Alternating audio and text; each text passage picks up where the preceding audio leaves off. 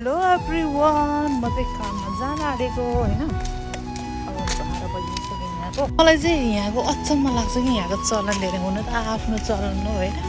अनि यस्तो कि यहाँको चाहिँ उल्टो, हाम्रो चाहिँ चाडपर्ड आयो भने मजाले मासु भात खायो, इन्जोय गऱ्यो होइन, रमाइलो बसन्छ। यहाँको चाहिँ कस्तो खाले चलन भन्दाखेरि मर्ने गरी घन्टौसम्म अनि केही नखाइन बस्ने होइन। अनि पछि चाहिँ अनि खाने के मजा भयो र होइन। त्यस्तो भन्ने चाहिँ त्यस्तो भएर चाहिँ मलाई चाहिँ त्यस्तो लाग्छ हो। होइन आफ्नो चलन हो होइन, आफ्नो रीतिरिवाज मान्नुपर्छ। तर पनि मलाई चाहिँ झ्याउ लाग्छ कि मर्ने गरी भोकै बस्यो लास्टमा अनि खाने कि त्यस्तै हो।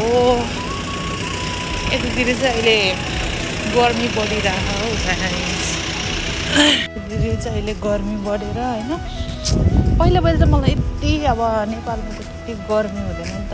अनि ठ्याक्क खुट्टा झुवाममा राख्दाखेरि कस्तो फिल हुन्थ्यो भन्दाखेरि तातो आगोको राप्नु हुन्छ नि, अनि त्यतातिर चाहिँ ठ्याक्कै खुट्टा तातो आगोमा राखेको जस्तै हुन्थ्यो कि। ओ माई गड, अहिले चाहिँ बानी भइसक्यो। तर पनि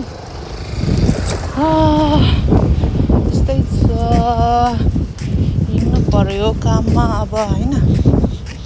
काम नगरी खाना पाउँदैन साँझ र बिहान भने जस्तै जिन्दगी चल्नुपर्छ। चाहिँ यो हाम्रो रुख छ नि, हाम्रो कम्पनी छेउको, कस्तो राम्रो लाग्छ कि कहिले पनि मर्दैन।